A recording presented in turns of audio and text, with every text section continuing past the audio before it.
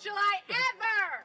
The Walkway is amazing because you can come out and you can spend a wonderful day. There's a breeze always, no matter how warm it is. And you can see for miles. The barge is pulling up now. It's so cool because we're going to be right on top of it, basically. And hopefully the rain will hold, the thunder will hold off. I just saw lightning. We're probably going to clear the walkway now, actually. Oh yes, I'm afraid that's what's going to happen. There's thunder, there's lightning. We need to calmly exit the bridge. Please gather your things.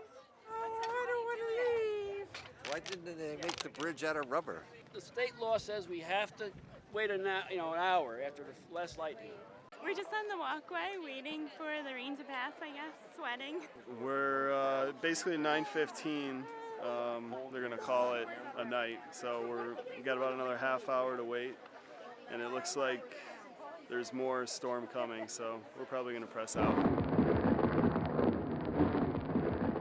Thank you guys for being patient. Enjoy the show, everybody. We're happy crowd.